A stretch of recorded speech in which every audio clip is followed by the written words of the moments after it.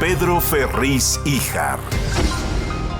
Muchas gracias por estar con nosotros aquí nuevamente. Agradecerles que nos acompañen en el canal de YouTube con mi querida Adriana Braniff para hablar de los temas internacionales que hay en la agenda, que hay muchísimos. Entonces, a ver, ponlo sobre la mesa, mi querida Adriana.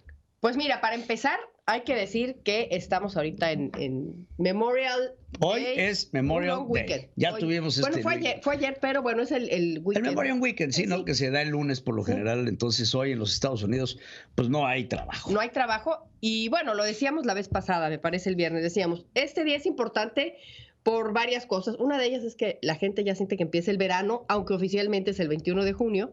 Aquí en Estados Unidos podemos decir que ya todos están en traje de baño. Arrancó la fiesta, arrancó el jolgorio y sí, efectivamente. En traje de baño. Hoy se festeja, para que la gente sepa, el Memorial Day es el día en donde se festeja a los veteranos de guerra y se festeja a los caídos de las guerras de los Estados Unidos en general. Sí, y esto trajo un mini escándalo que tuvimos el fin de semana, porque Kamala Harris, la vicepresidenta, lanzó un tuit donde dice que tengan un buen weekend, un buen fin de semana largo por el Memorial Day, y esto causó escándalo precisamente por eso, porque la gente dice, qué falta de sensibilidad, si lo que tenemos que hacer es un día de recogimiento. Eso a mí no me pareció tan escandaloso que lo hiciera, sobre todo pues porque es un día festivo. Es un día festivo, pero lo tomaron en ese sentido. Ahora, tenemos a un Joe Biden que él sí da un mensaje, y muy sentido porque sabemos que Joe Biden perdió un hijo, Bo, en la guerra de Irak. O sea, él tiene un sentimiento personal en este día que se recuerda. Históricamente los presidentes van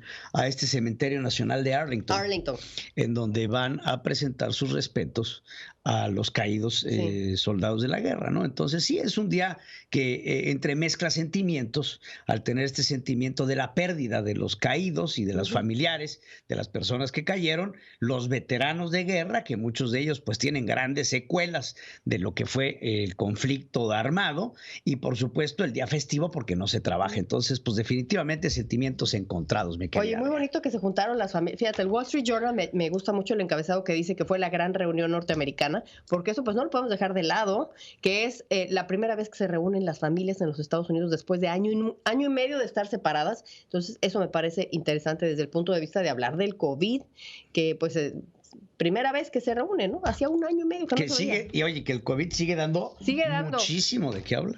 Muchísimo de qué hablar. Se está investigando otra vez esa teoría que platicábamos la semana pasada. El origen del COVID, ¿dónde fue? Esa es la clave de lo que se está. Es que creo que dentro de todo lo que hemos pasado con el COVID, se debe de dar al punto de dónde está el ciudadano cero, en dónde empezó y por qué, porque está la teoría de que el COVID pues, es un arma biológica y no es una enfermedad orgánica, por llamarlo así. Entonces sí, hay una larga investigación y de no encontrarla hay una amenaza, ¿no? Sí, la amenaza que decía unos médicos norteamericanos en una entrevista, en NBC estaban en Face the Nation, me llamó la atención esa entrevista, entrevistan a un doctor norteamericano que dice, y fíjate la frase, o encontramos el origen del COVID-19 o vamos a tener un COVID-26 y un COVID-32. Así de importante encontrar el origen de este asunto. Y ahorita que dices el paciente cero, hay que recordar que Joe Biden vuelve a enfocar la batería a que se investigue otra vez, o sea, confronta a la Organización Mundial de la Salud para que vuelva a investigar los orígenes del COVID, y hay una investigación paralela que está investigando a lo que se llama el paciente Su. Paciente Su, que es una investigación paralela, que pudiera ser la primera persona que se infectó del COVID, y estamos hablando del mes de noviembre, cuando la versión oficial de la Organización Mundial de la Salud maneja diciembre 8. Y se rastreó la dirección y da a un lugar que está muy cerca de este laboratorio virológico de Wuhan. Así es que pues esto está cobrando otra vez importancia. ¿Cómo empezó el COVID? ¿Y en dónde? Y en dónde, importante para futuras cosas. No es nada más encontrar el culpable. ¿Para qué?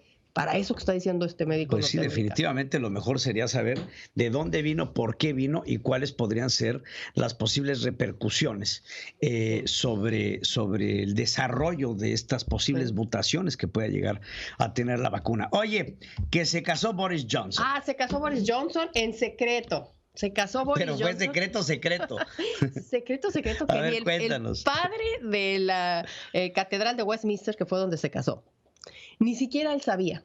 que Boris Johnson era el novio de la boda que iba a organizar. O sea, el padre sabía que iba a casar a alguien. Tenía en su agenda presentarse a un matrimonio. Ok, 30 personas, porque en Inglaterra el COVID no se permite a más todavía, no es como aquí está pasando en Estados Unidos, y que llega y se encuentra al primer ministro casándose siendo el novio. Y varias fotos de hecho fueron 2 fotografías las que se publican. Me parece muy simpática una de ellas donde sale Boris Johnson, ya sabes. Despeinado. Muy al estilo. No se peinó ni para la boda. Arremangada, ya sabes, la novia mucho más joven que él. Bueno, sale ahí en el, digamos, la comida descalza. No, es como muy natural todo, la verdad. A mí me caen muy bien. 33 años la novia. Es un descuidado total. Que ya tiene un hijo de 1 año, por cierto, ellos ya tienen un hijo de 1 año. Es el tercer matrimonio de Boris Johnson. Hacía 200 años. Lo que habla de que hay esperanza. Hay esperanza. Hay esperanza, hoy tercer matrimonio. Que sea ya el bueno, ¿verdad? Ya tiene 5 hijos Boris Johnson. Hacía 200 años que no se casaba un primer ministro o un gobernante en activo. Así es que, pues, esa fue la noticia. Haciendo historia, Boris Johnson. Fue la noticia. Oye, háblanos de la vacuna Sputnik que está nuevamente sobre la mesa del radar. Pues mira, Sputnik Light, que es la Light, ¿no? Porque es una sola dosis. Siempre que digo Sputnik Light, me imagino una Coca Light. Es la que nada más tiene una sola dosis. Hay la diferencia entre la Sputnik normal y la de dieta. La de dieta es una dosis. No, a fuerzas se me viene a la mente una Pepsi Light, inevitable. Sientes que lo engorda. Este Sputnik Light ya la aprobaron en territorios palestinos hoy, para que se aplique. Es una vacuna muy versátil porque se puede almacenar en una temperatura de 2 a 8 grados centígrados, lo cual es tu refrigerador, el mío normal. Es una dosis. Entonces es muy versátil. En un congelador, ¿verdad? En un congelador. ¿Quién ha aprobado esta Sputnik 5? Y es lo importante, ¿no? En México la están aplicando, ¿no? Ya se aprobó. En México se está aplicando la Sputnik, sí. Y está también Venezuela, está Nicaragua. Así es que, ¿qué tiene todo esto en común como Plaza Sésamo? ¿Te acuerdas de ese programa? Sí. Bueno, todos son afines al Kremlin. No por desprestigiar la vacuna, pero lo interesante de la Sputnik y de la Sputnik Light es que ni siquiera la están usando en Rusia. No. La están exportando y ahora se van a estos territorios palestinos, México, Venezuela, Nicaragua, Argentina, que son Argentina fue de los primeros países en comprar la Sputnik y de los primeros en que se quejaron de que no le estaban entregando la vacuna. Entonces ahora pues sigue teniendo esta aprobación, una vacuna, como bien lo dices, muy versátil, que pues ha cumplido con su objetivo en el exterior, que no en Rusia. Y se murió Tarzán. Sí, ya para cerrar así como vieron. Cerremos con el colofón. Tarzán se murió, qué lástima. Este icónico actor. ¿Tú veías esa serie? No. Yo tampoco, pero es una serie que aquí en Estados Unidos sí se vio en los años 90. Me parece que fue del 96 al 97. Un actor, pues, Tarzán, ¿no? Tarzán se sube a un avión y va a volar de Tennessee a Florida. Se estrella, es un avión privado y lamentablemente muere Tarzán, muere su esposa, mueren otras 5 personas y bueno, es un asunto lamentable el que veamos a este actor tan joven, pues muerto en un accidente aéreo, lo cual me parece... Aparte un actor icónico que podía hablar con los animales, ¿no? Sí, claro. Creo que tenemos Tarzanes también en algunos gobiernos. Pero muy bien, mi querida Adriana, pues esas son las noticias de este lunes internacionales. Muchas gracias, Adriana, por tu información. Aquí vamos a estar al pendiente porque ya casi va Kamala, de eso luego hablamos. Ya casi va Kamala a México. Entonces vamos a estar hablando de eso en la semana. Gracias a todos ustedes. Estamos aquí para servirles. Pedro Ferriz Híjar.